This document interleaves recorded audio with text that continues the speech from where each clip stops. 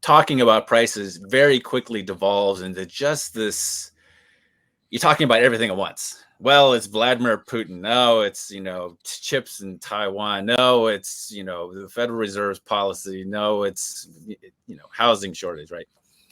Everything all at once. And of course, you never come to any conclusion.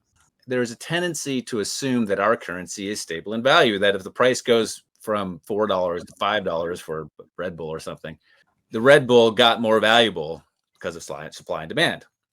But actually, what might have happened is your dollar became less valuable. Is it fair to look at the U.S. dollar as not really money under the old Aristotle definition because it just loses value so rapidly? Welcome back, everyone, to the Geeks, Geezers, and Googleization Show, the home of Googleization Nation, where we talk with HR and business thought leaders about the crazy, never normal shift going on all around us. Our goal is to bring you ways to reimagine tomorrow and explore the ever-changing convergence of people, business, and technology. Here is your host, Ira Wolfe. Hi, everyone. Welcome back to another episode of Geeks, Geezers, and Googleization, and our first edition of a new monthly series entitled At the Corner of Main Street and Wall Street, where we'll be talking each month about the intersection of the economy, politics, and technology. We realize you have a lot of listening and watching options, so we're grateful you've taken the time to join us. Joining me at the corner of Main Street and Wall Street each month will be two familiar Geeks, Geezers, and Googleization guests, Matt Van Alstyne and John Aidan Byrne. In addition, we'll have a special guest on each episode, and this month we're thrilled to welcome Nathan Lewis. He's the co-author of a very timely book. One of the other co-authors is a name you're probably familiar with, Steve Forbes.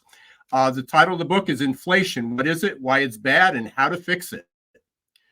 But before I formally introduce this esteemed panel, let me thank the Security Traders Association, STA, for being our sponsor. STA is a grassroots organization with 20 affiliates across the US, Canada, which represents financial services professionals. STA educates its members on market structure issues and advocates for their interests with legislators and regulators, promoting goodwill and integrity with the principle, my word is my bond. You can join STA at their flagship event, the 91st Annual Market Structure Conference. This year's theme is Shifting the Landscape, and it's scheduled for September 18th to 20th at the JW Marriott Grand Lakes, Orlando. You can learn more about STA and the conference at the STA website, www.securitytraders.org. That's www.securitytraders.org. We'll put that in the show notes as well. Now, without further ado, let me introduce our panel. Matt Van Alstyne is the co-founder and managing partner of Odeon Capital Group, who brings insights from the heart of Wall Street. Odeon Capital Group is a leading full-service boutique broker-dealer to institutional clients. And many of you may know Matt from his commentary and outlook on the highly rated Odeon Capital Conversations podcast, the #1 podcast on capital markets in the US, and a top-ranked podcast across the globe. Odeon Capital Conversations will return soon for another season. John Aidan Byrne is a veteran Wall Street business journalist. He's the editor and filmmaker and successful podcast host of Odeon Capital Conversations and Dig Life Deep. And I personally want to wish good luck to John on his two new movie projects, one on the legendary life of a Wall Street CEO and scholar, and the other on Norman Rockwell. Hopefully, we'll be able to walk the red carpet with John soon at those premieres. And our special guest this month is Nathan Lewis. He's a renowned monetary policy and economic history expert, Discovery Institute fellow, and co-author of several books, including The Magic Formula, The Timeless Secret to Economic Health and Prosperity, and a very timely, appropriate book, and what we'll be talking a lot about today, Inflation: What It Is, why it's bad, and how to fix it. Let's welcome our panel to the stage. Welcome, gentlemen. Hello. Great to be here.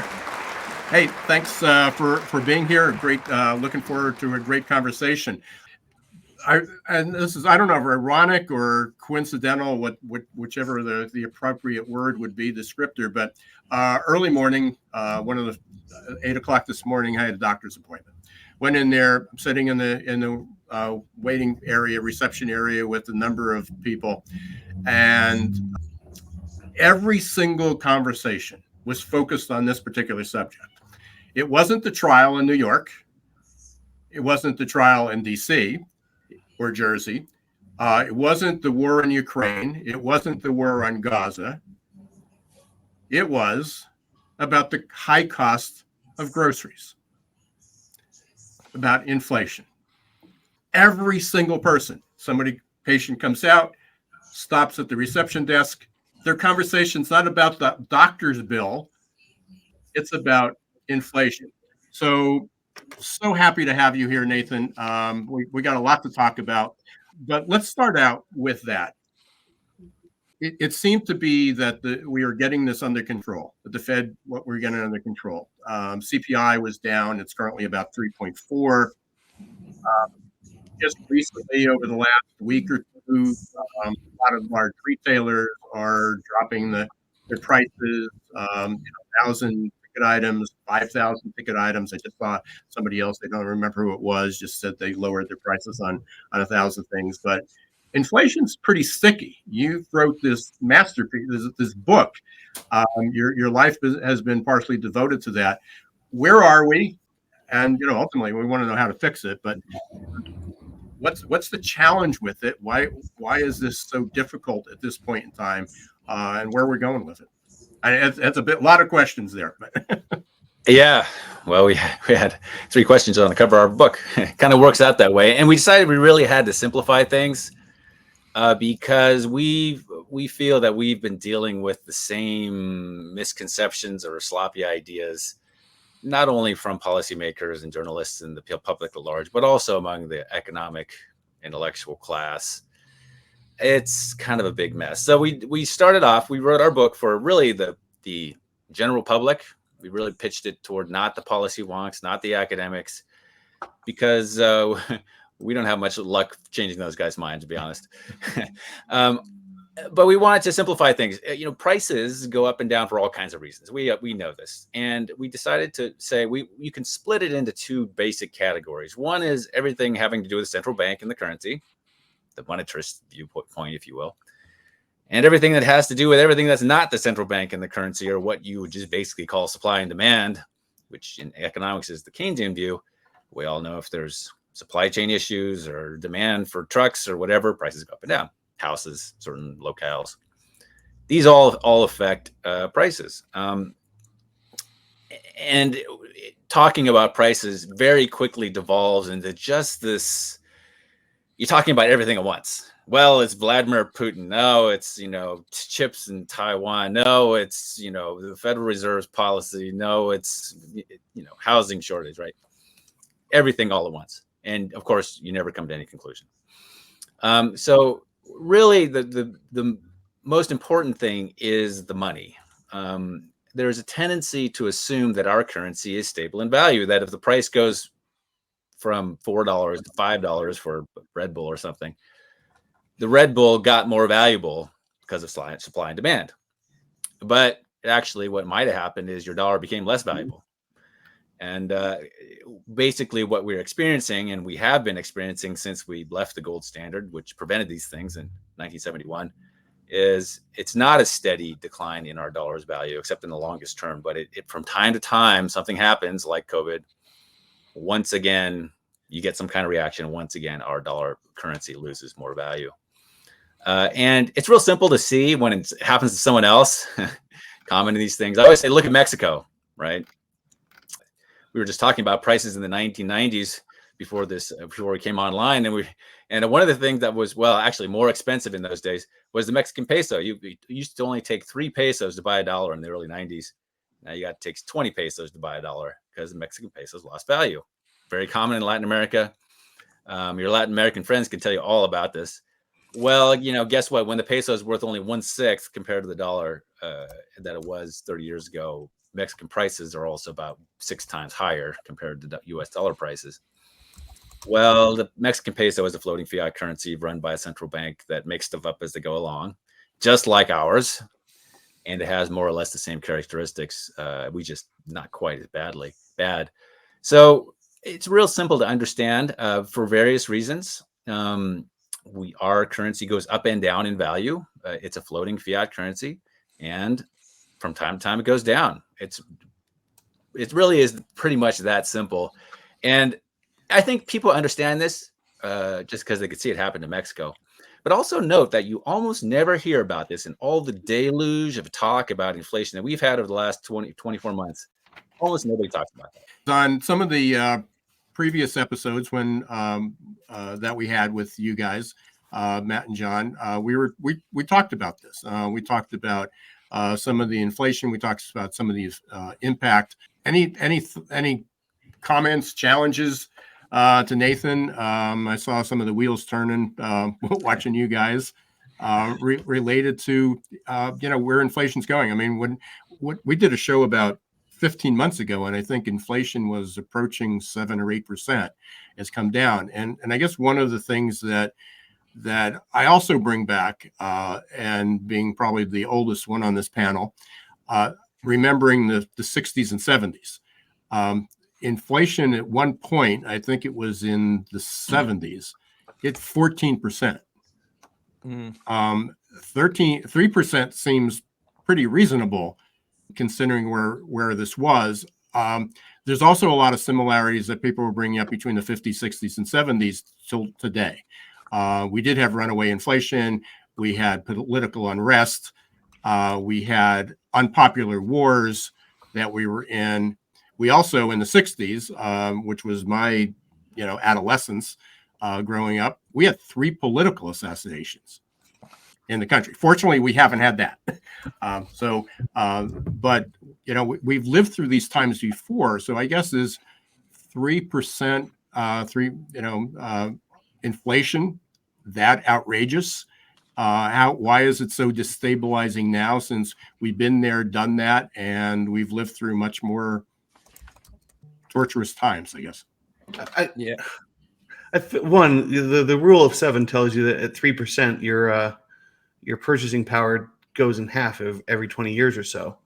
My question for Nathan, and I'm just truly curious, like when we talk about money, and I believe it was Aristotle that said that money is a medium of exchange, a store of value, and a unit of measurement. And if you get rid of that part, a store of value, then the US dollar seems to me functions fairly well as the reserve currency, as long as you never hang on to it for too long. And I believe I'm looking forward to reading your books. I just ordered them on Amazon, but I believe the premise of a gold standard, which is what you're a big advocate for, is a real asset measurement. So as long as you don't own dollars per se, and I guess the lead on from that is don't own debt denominated in dollars, which I guess would crush our banking system. But is it fair to look at the US dollar as not really money under the old Aristotle definition, because it just loses value so rapidly? Well, it certainly is money in the sense, people kind of play with their definitions here, but it's money in the sense that we use it as money. It's the common transactional medium for us. We buy things with dollars and we sell things for dollars, our labor, for example. But it's not very good money. And it's easy to see, I think, if you look at just somewhere which has even worse money, like basically anything south of Texas. You go to or north of North Dakota. Yeah, they're too. That's not quite so bad. Argentina is kind of, Venezuela is kind of obvious cases, but where Mexico being one place that does not consider it a disaster, but over time, Mexican peso loses value versus the dollar. And whenever this happens, I think one thing that Aristotle doesn't quite express very well is, in those days they had silver coins. They didn't have paper money. They didn't have our problems they had today. Their silver coins in Greece they were unchanged for 600 years. So, which is kind of the way things were in the United States before 1971. our entire market system, and not just us, it's for thousands of years, is kind of based on the idea of a monetary unit that doesn't change in value very much, because all of our business calculations are based on this premise, right? We have, when the price of pick something, the price of pickup trucks goes up, what happened? All of a sudden, pickup trucks factories are built, and production shifts over there, and whatever, sedan manufacturing shuts down, and all this kind of stuff, based on the idea that we're measuring things. They're called a measuring rod of value, as you mentioned, that we're measuring things with a stick, as Keynes you would say. That doesn't change, but in fact, it does change. Our currency is not reliable, and it's not just if you store a bunch of 20s in a box, it loses value over time. Yeah, I mean, that's unfortunate, but that's not the real problem. The real problem, and I think the Austrians in the middle of the 20th century were pretty good at describing this, is that you're introducing this like noise and chaos into all of the calculations in the entire market economy. Interest rates, calculations of profit and loss. They used to make the example of how many decisions, how many processes go into manufacturing a pencil. People probably heard that. Well, when your money goes up and down in value, as we can see in the foreign exchange market, no one claims the US dollar is stable in value. When all of that entire supply chain that goes into that pencil gets messed up subtly or dramatically. And that's kind of why we feel like we're getting poorer when we have these events. We were just talking earlier how prices have risen so rapidly in recent years, but I remember a time over 3 decades ago when I came to New York City, you could buy breakfast in a diner for $1, and it included OJ. So something's gone crazy. But Nathan, the Romans debased their currency too. We know all of that. But yeah, to pivot kind of slightly, the curious thing on everyone's minds is where inflation is headed as we enter, into the last phase of this presidential cycle and election. And there's been some really interesting analysis done on Trump economics and Biden economics, and both of these analyses conclude that they're both inflationary. I mean, Trump, even though it's accompanied with a certain bluster at times, so we don't know for sure, but he has talked about imposing tariffs of 60% on Chinese products and 10% on other imports. And Bloomberg estimates that such tariffs would raise consumer prices by 2.5% over 2 years and dampen US growth by under 1%. Trump has spoken about 100% duty on imported cars. We may see a more activist Trump weighing in on Fed policy, jawboning central bankers. That could be a catastrophe. He's talked about devaluing the dollar. He may extend his tax cuts of 2017. And of course, Biden's policies are also inflationary. However well-meaning, we had the Inflation Reduction Act, how ironic that is, the CHIPS Act, and, extending student debt relief and other kinds of programs. So it's a mountain of debt everywhere. 34 plus trillion national debt, unfunded liabilities, Medicare in chaos, Social Security in chaos, and the whole nation full of angst about the future. And inflation is the key thing on people's minds, as well as some of the other existential threats out there. Your thoughts on that, Nathan, and Matt too, who's on the front lines on Wall Street, sees this daily. If you don't mind, I'll start. I think it's good, just as we described in my book, and just as I described a moment ago, to separate these in your mind between all the central bank stuff and all the non-central bank stuff. So tariffs, taxes, spending, those are all potentially important things, but they not monetary inherently. They kind of have secondary effects on money, and they do affect prices. But I think the real thing that is really worrying people is really the monetary stuff. We had, just as you said, under Trump, during COVID, we had an explosion of activity among central banks worldwide. It wasn't just the Fed. And we all perceive that the dollar, not very surprisingly, that they were printing money like crazy. Dollar lost value during that time. And it was very simple. In 2021, we got Steve Forbes and I, our co-author, got together and said, it's very obvious we're going to have an inflation thing. Although the CPI was, I think, 1.6% or something at that time in the first half of 2021. And that's how we started writing this book, because we've been looking at this stuff for 30 years and say, all these guys are going to say this and they're wrong. And all those guys are going to say that and they're wrong. So let's just write the answers out before we get the questions. That's what we did. Yeah, I think both the Biden wing and the Trump wing, inflationary in the sense of their policies, will tend to cause the Federal Reserve to allow the dollar to lose more value. And one thing that is very different than the 50s, 60s, and 70s is the debt to GDP, federal debt to GDP ratio in the 60s and 70s was about 35%. And also in the 60s, big deficits were not, and the 70s, big deficits were not really an issue. They had a 2% deficit. They were pulling out their hair like it was a disaster. And now, we get 6% when nothing's going on. We're definitely getting to a time, I think, in the next, let's say, 5 to 10 years, where the politics of the debt and the politics of the spending are going to just pressure all the mechanisms, particularly central banks, into adopting a more inflationary stance, meaning they're going to inflate the debt away. Not necessarily Venezuela style, but in a very noticeable way. Do you think this is going to be implemented through yield curve control? And I feel like, at least in the circles I'm in, it seems to me that there's a consensus, and I'd love to find out that I'm in the wrong bubble, but the consensus seems to be that they're going to be implementing some sort of opaque yield curve control while letting inflation run hot, while trying to hide that inflation is running hot. Kind of like what they've been doing, with raising interest rates while continuing QE a little bit. Like they're trying to, ride two horses at one time while they only have one person that can, we only have one economy. And it seems to me that they're just going to have to decide to hide that we're going to inflate our way out of this, because the other alternatives are so unpalatable to the electorate.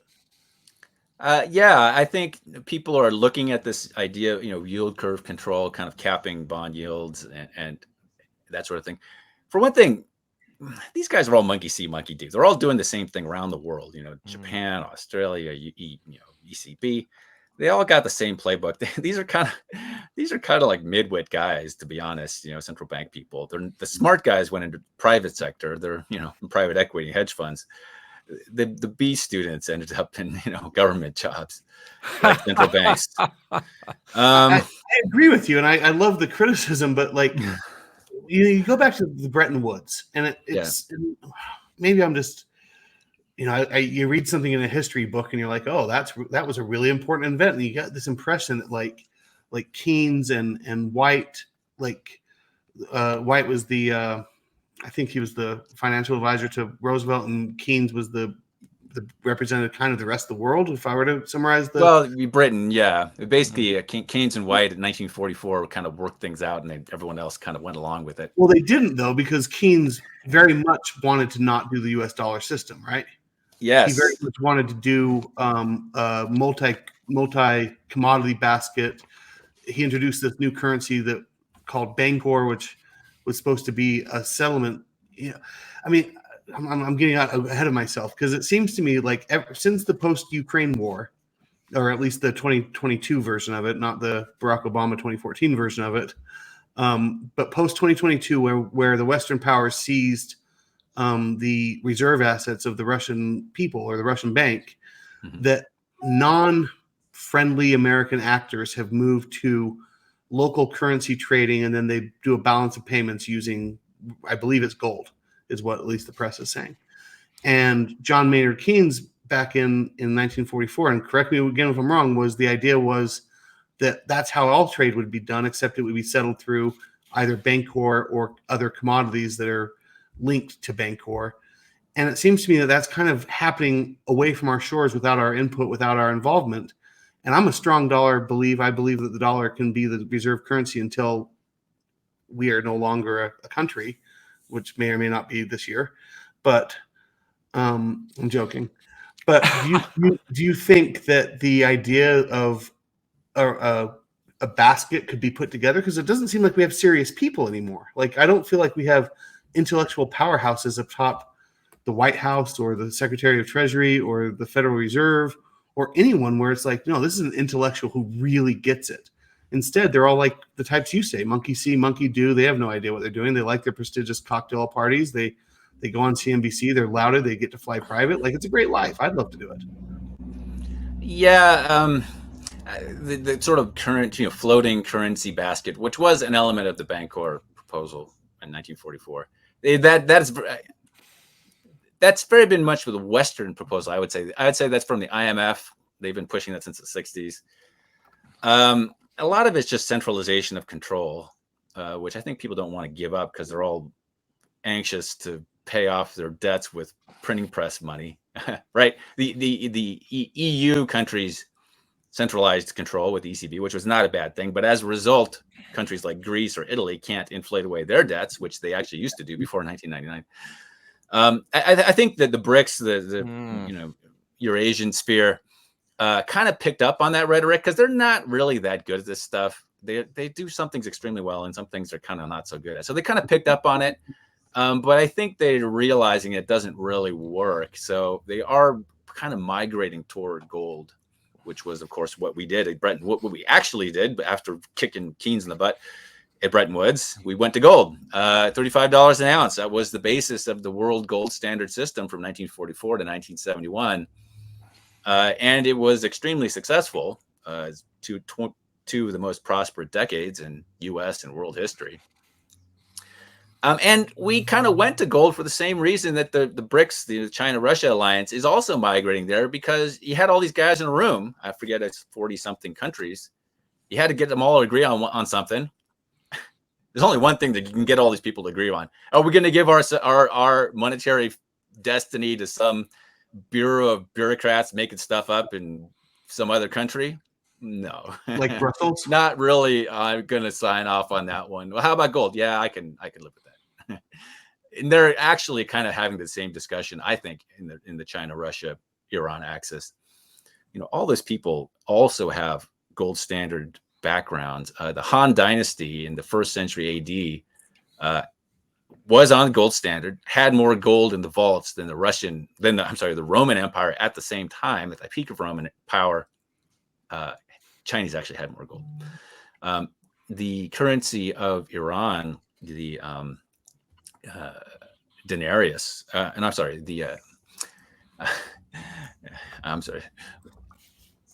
now I'm forgetting. Anyway, the Darius, the Derrick was the premier gold coinage of the entire ancient period. They always talk about it in Greece. Greece minted silver coins, Persia minted gold coins, and that was the way it was for centuries. So they have background in these things. It's not just like they heard something somewhere. There was a comment a while back. I'm just going to post it up here because it sort of agrees, I think, with what you were saying, Matt. Doug, coincidentally, was my guest yesterday on my podcast, and we talked about AI. It was a great conversation, so I encourage everybody to go back and listen to that. But he talked about, since 1700s, there's been 750 different currencies. Only 20 of them survive. All of them been devalued. He went on to list, where we are right now with the U.S. dollar, and we compare pretty well. So, it may be a low bar where dollars, not the U.S. dollar, but the currency values are tied, but the U.S. dollar still remains, the best, but it may be a low bar compared to all the others, which leads me to, I guess, a question before we just keep talking about what the history was, but where's this all going? I mean, what does this mean? We know that inflation's the number one issue in the for the U.S. election, right now. There may be some other factors that whittle that down, but right now is inflation happens to be the number one issue. And as John pointed out, there's challenges with both candidates or presumptive candidates of what's going to happen with that. So let me throw out a question to both of you, Nathan and Matt. What do you see happening if this continues on? What are some of the consequences? Where are we going to go with this? Inflation may be reality. in there. But what's that effect if we're doing better than any of the other countries in the world? And then well, I'll hold that question, and then Matt, I want to come to you with another question that relates to what you do on an everyday basis. So where do you see this going in a couple of months? Can I just say one thing, and Nathan, just so I can get it out there, and then you can correct me everywhere along? Go ahead. It seems to me that the U.S. is the best country, and the U.S. dollar is the best currency. And if you had to pick where you'd like to be plopped down as a recent graduate of college, and you're going to have 4 kids or 2.5 kids in a house and a car and a mortgage and whatever. Actually, 1.6 kids now. All the accoutrements. Well, we have a falling fertility rate here. You would probably pick the United States over every other country on earth. You can make cases for specific neighborhoods or specific UAE, Emirates locations or whatever. But I'm taking, like, broadly speaking, if you're going to pick about amongst the world countries, America is the best country. And if you take this to the nth degree, the US dollar is still going to be the strongest currency 20, 30 years out, because every other country is worse off than us, yet that which can't continue forever won't. So clearly we're going to have to switch back to some sort of different standard, but it just seems to me that that's not even close to being on the horizon right now, because every other country is in such worse shape. And I apologize for stealing your time. I agree with you. I think the dollar is the strongest currency and the U.S. economy is the strongest proposition. For one thing, everyone else seems anxious to get into wars, right? I mean, anyway, whether it be China or Europe or whatever. So I'm not expecting I expect the U.S. to outperform at least for a while. But nevertheless, the U.S. dollar, what tends to happen is all the currencies go down together. For example, in 1970s, the German mark was the strongest currency. The German mark actually doubled in value versus the dollar, and so did the Japanese yen. So they were much stronger than the U.S. for whatever reason. But they all had inflation. They all had a decline in currency value, and a big one. And I think that this time around, we're kind of in the German mark position for whatever reason, perceived as stronger. But I think people talk. For one thing, I think we're going to have more inflation. We're already getting the rises in commodity prices, and particularly just as gold served as the benchmark of value for the U.S. dollar for almost 2 centuries until 1971. I think it still works pretty well for that today. So when you see it takes more and more dollars to buy an ounce of gold, that's a lot like what taking more and more Mexican pesos to buy a U.S. dollar. That's a pretty good indicator of declining dollar value, not gold changing because it's inert. And what that means is, we were at $1,200. It took $1,200 to buy an ounce of gold, like $3 to buy Mexican pesos to buy a dollar in 2018. And now we're at $2,400. Well, that's twice as many dollars. So that means the dollar's value fell in half, which implies the CPI is going up 100% eventually. Well, that's a lot. And so people say, in the future, there's going to be inflation. Worry. And it's already happening, dude. Yeah, it's happening in a way which is kind of politically comfortable. They just you say, they has so much debt. They just devalued that debt by 50%. Those bonds are worth half of what they were worth in 2018. That's what that means. Yeah, but it's pretty comfortable, right? Well, Matt kind of cruising along, waiting for the disaster, but it's already happening. Matt forgot to mention that all these Hollywood celebrities said they're leaving America if Trump gets reelected. But maybe they won't be missed, I'm sure. I just want to pick up on something here. So we talked about inflation being the number one election issue. It's one of the top issues. Mm-hmm. In addition to all of that, the share of Americans experiencing financial distress due to debt has climbed back to the same share as during the 2008-2009 period when the US entered the Great Recession. Now we have over 1 trillion in credit card debt. We've got housing gridlock. More Americans are struggling to pay their bills. We have a border crisis, which is an existential threat, plays into consumers' fears about the future, our leadership. Another interesting thing, it's another indicator, we have a surge in visits to food pantries. But I wanted to ask you, Nathan, because we have an international audience, if this escalating debt is not dealt with, you mentioned that we can inflate our way out of it here in the US. Greece can no longer do that.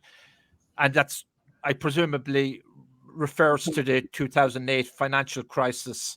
And how do you see the US dealing with its debt? You mentioned inflating its way out versus the EU, which really doesn't have any kind of common debt, no strong capital markets, even though they've been making attempts to create more, integrate financial markets. But there's a lot of countries in Europe are not buying into that, particularly Germany.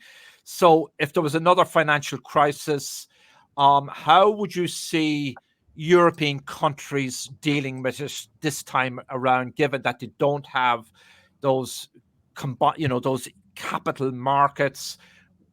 I don't think voters in Europe, in countries like Ireland or Greece, Spain, although Ireland's finances are in pretty darn good shape at the moment, I don't think they're up for bailouts anymore, or taxpayers funding any bailouts. So how do you see all that sort of playing out? Well, I think monkey see, monkey do. All the major governments are kind of in a similar position. I think the U.S. is just a little better. And if you want to pick the one that's maybe farthest along on this path, it's certainly Japan. And I think they seem to be, they've done an amazing job of kind of, juggling balloons, but they seem to be coming to the end of the rope here. And one thing that's very clear is nobody's fixing anything. And the other thing that's very clear, they're just running bigger deficits forever. So if no one fixes anything, then they're just going to tend over time to push more and more on an inflationary solution. It just kind of comes out of the political system, even without people necessarily deciding it. And they can kind of keep things going for a while because they are already devaluing the debt. It's not a future thing. It's already happened. As a result of inflation in the United States, nominal GDP is larger, which makes debt to GDP go down, even despite our big deficits. Tax revenue has increased, which makes it a little bit easier to pay.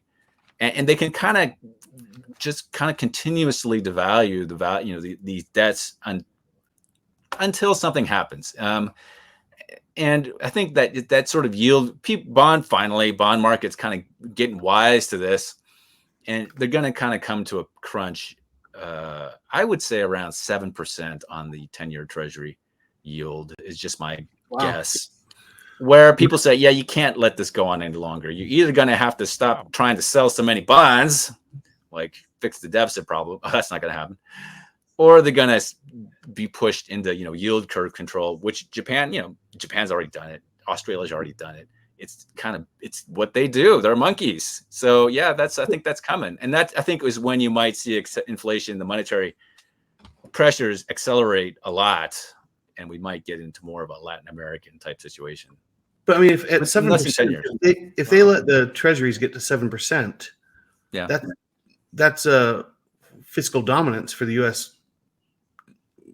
government. So that's why I feel like yield curve control has to come in more like 1 or 2 or 3%, while inflation's running at 7%, and you do that for 15, 20 years, almost like they did in the 1950s. Yeah, that won't work. But yours won't work because fiscal dominance means that at 7%, you're not going to be able to raise enough taxes to pay Social Security, Medicare, and interest. Yeah, exactly. That's kind of where they have to make some hard decisions. And I could say that, if they kind of went and did that, they said, we're not going to do 7%. We're going to do something to get it down to 4 or whatever. Japan has had some success at that, but they're running out. I don't think the U.S. will have that much success. And that is when things will seriously implode. For example, what does the implosion look like? Well, it's very simple. The U.S. Treasury has to sell a ton of bonds, and I don't know the exact number, but they not only have deficits to finance it, but they also have rollovers, including bills. And I think the total is like 10 trillion a year or so. Yeah, it's around 10 trillion a year this year. If there's no buyers to that 10 trillion, they will default because they can't make the payment. They will, because unless the Fed steps in and buys the stuff, right? Because if your 10-year bond is due, you have to pay the principal, and you can't roll the debt. and you don't have any money in the bank, you're hosed. That afternoon, you're hosed.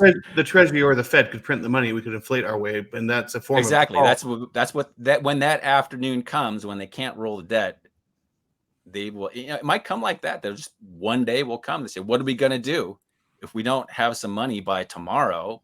We're going to." Yeah, but there's steps they could take between now and then to push that day off. I mean, Japan's basically nationalized their stock market and their federal and their national. They've the Reserve Bank has bought most of the debt. But you could force banks to make treasuries a bigger part of their balance sheet. You could force insurance companies to make treasuries a bigger part of their balance sheet. You could force pension funds to make treasuries a bigger part of their balance sheet. I mean, you could do things to force buyers to show up at the auctions for a while. Yeah, but I mean, people have been calling for China or Japan's demise since the late 1980s, and they're still humming along at 50% of debt to GDP, where we're not. If you don't count Medicare and Social Security, we're not there. But the idea that like it would just happen one night, I think there'd be lots of warnings and they would be making the tough decisions. But to me, the tougher decision, the easier decision would be to let inflation run hot while forcing bond interest rate yields down to the 1% to 2%. You do that. Like if we're at debt to GDP of 130%, we want to get to 50, you could run hot for 14, 15 years and you would get there. Like let the inflation go at 7% while protecting interest rates at 2%, and you could grow you could artificially inflate your way out of the debt problem. But isn't the problem there, Matt? Though why would American voters and consumers accept this continuing inflation to inflate our way out of debt? It doesn't seem plausible politically. Well, it seems like it'd be a political ping pong that every 2 years or every 4 years, we'd blame the other political party for the inflation and the low interest rates, and you just keep voting people in and out, but nothing changes. Yeah, there have been those patterns. I could go on about Japan and why they've been successful at that for a long time. For one thing, the banks are a lot larger, and there's only 3 of them, so they can literally get them around a conference table and say buy the debt. Well, banks are a lot smaller in the United States, and there's a lot more of them, and I don't think that's going to be possible. So that's just one thing. But yeah, it's like I said, they got to roll 10 trillion of this stuff, and I mean, if you're an investor, would you buy that stuff? Right? No. Inflation's at 7%, 8%, 10%, and your yield is at 4%. I mean, wouldn't you buy something else instead? Well, that'd be stupid. Well, that's why I'm saying they're compelling certain industries that are regulated to have to carry more of this stuff on their balance sheet. Yeah, and undoubtedly that will happen. And it has happened not only in Japan but also in Europe. You look at Italian banks' balance sheets, kind of similar. But banks are not that big in the U.S. I think a lot and life insurers and a lot of these other things, they're a lot bigger in Europe. They're a lot bigger in Japan. Banks' balance sheets in Japan is like 230% of GDP. So you can buy 100% of GDP in debt, and you can stick it on there because that's half your balance sheet. You can't do that in the United States. Banks are about 70% of GDP. So, Well, and then the other thing is you just monetize it. You just have the Fed buy. Yeah. When you start doing that, the currencies will collapse remarkably quickly. You could get a 90% decline in the space of a year if you do that stuff. So what percent? It's not gradual. What percent of like the decision to let the U.S. dollar be the dominant dollar? How much of that is tied to the U.S. being the world policeman? Because I've always had this theory that if the U.S. dollar goes down, it's not the reserve currency, then someone who has to the reserve currency that has to take its place has to have a blue sea navy, an air force, that kind of replace the U.S. as the hegemon, because it kind of comes part and parcel. Unless I obviously don't know geopolitics, but it seems to me that the dollar has to stay in place for the global stability to work. Otherwise, you won't have the global police force that polices the sea lanes. Well, obviously, the BRICS people have all those things. They're much larger military, much more effective military. They're a little clumsy with some of the financial plumbing, but I think they're going to get there. But you got to understand, the United States reserve currency. What does that really mean? Well, it means that someone holds it as reserves. central banks have these treasury holdings. That's what it means. That's literally what it means. Well, the United States just kind of like shot its feet off because Russia, which had some reserves, are saying, we don't like you, even though we're not officially at war. They're on the other side of the world, not really affecting American interests in any meaningful way. We're just going to steal your money. Well, every other country in the world looks at it's like, well, am I going to be the next guy to have his money stolen? Like China, which owns multiple trillions of debt. Obviously, you are. And so, half the world is saying, let's get the heck out of here before we get Iran or Russia or whatever. So, the United States is very is the primary instigator in its own demise of its international financial stature, which is not necessarily as big a deal as some people point out, but it just kind of reflects the changing geopolitics as a whole. So, Nathan and Matt, something in the region of 60% of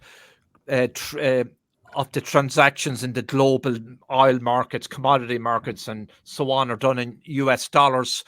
But at the same time, there are other players aiming to kind of create their own alternative to that. We saw, some time back with the BRIC countries, or maybe Russia, China, India. Is that foolish talk on their part? Realistically, is the US dollar here as the reserve currency for an indefinite period?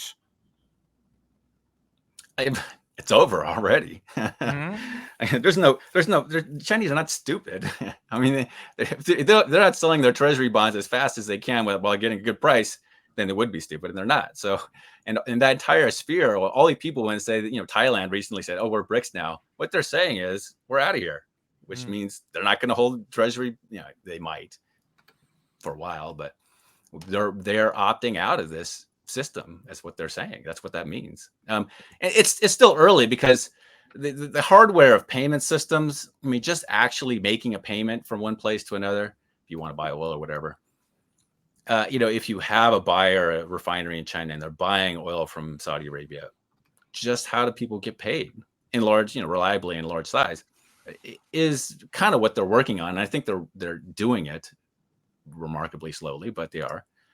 And it's just simple, practical things, really. The United States has kind of given up on the rest of the world, except for, they've stuck with Europe, the EU, although they have their own currency, and Latin America. And the rest of them, they say, I guess we don't like you anymore. Basically. Unfortunately, we're running up against our time lot here. But I do have a question I wanted to get back to that I started to ask before to Matt. Matt, I mean, obviously, there's going to be a high level of uncertainty moving forward. We've got the unpredictability of not what the Fed's going to do, but when they're going to do it, and what interest rates are going to look like. How are you? I mean, this is your world. I mean, how are you navigating the uncertainty? How this is your business. How are you kind of anticipating where things are going to go? What are you doing? Very carefully. I mean, broadly speaking, when you talk about macro, and look, macro to me is the funnest part of investing, because it's the part that if you can get that part right, you can kind of mess up everything else. On the other hand, you have to be investing. But it seems to me that the consensus right now is kind of along with what Nathan's been saying. Like, we are the tallest midget. We are the one-eyed man in the land of the blind. Like, there's a lot of things wrong with America. But like, you look at what our stock market has done over the last, let's just say, since the euro was implemented as the currency, and we've gone, and I'm ad-libbing on these numbers, but we've gone from being something like 40 or 50% of the world's stock market to being 60 or 70% of the world's stock market. NVIDIA itself, our largest company, is bigger than the stock markets of, I think, every EU country. Now, not EU as the whole, but like Germany's stock market or the UK stock market. And so it seems to me that there is a consensus out there, because people don't, the investors and the money, that the dollar recycling that used to happen, where China would get dollars and then they'd automatically go and buy US treasuries, and then the treasuries would get held to maturity. Like, that part is dead. But the math, the basic math, T level accounting, is when we have an import export deficit. By definition, we're sending dollars overseas, and those dollars have to get placed somewhere. Either they buy U.S. assets, they buy foreign currencies for U.S. assets, and those people have to buy U.S. assets. But the dollars are being shipped overseas, and they're being reinvested in different places. And it seems to me that in some backward way that's not measurable, it's getting reinvested in the U.S., just not U.S. treasuries. But I don't have any necessarily direct proof of that, except that that one thing is happening. We're importing goods and we're exporting dollars, and the people that are getting those dollars don't want to hold those dollars, and they're buying something with them. Well, what we know for sure is we will be back next month with talking about inflation, politics, the economy, and a number of these other topics. Nathan, I want to thank you. I don't know if there's anything in closing that you want to share. I'll be scrolling your banner across the bottom that people can reach out, and certainly go to your website and download your books. For those that are listening, you can go to newworldeconomics.com. Any other comments? Closing comments? Yes, I think our book in inflation, which we wrote in 2021, is still relevant, and it's going to become even more relevant over the next 2-3 years, I think. I think so. I want to thank Matt and John for also joining me again. As I said, Matt and John and I will be back next month. So stay tuned. You can go to googlizationnation.com, or you can follow John, Odeon Capital, or you can go to Matt for Odeon Capital Group, or John for Dig Life Deep or Odeon Capital Conversations. And we'll be reaching out again. We'll be on LinkedIn and YouTube. We also want to thank our sponsor. Let me get that up again one more time. Security Traders Association. Look up their conference, their 91st Annual Market Structure Conference, Shifting the Landscape, STA, and securitytraders.org. Again, thanks for watching and listening to At the Corner of Main Street and Wall Street. We'll be back next month. And as we close every show, don't let the shift hit your plans. Thanks for watching Geeks, Geezers, and Googleization. Be sure to listen to the podcast and follow us on YouTube.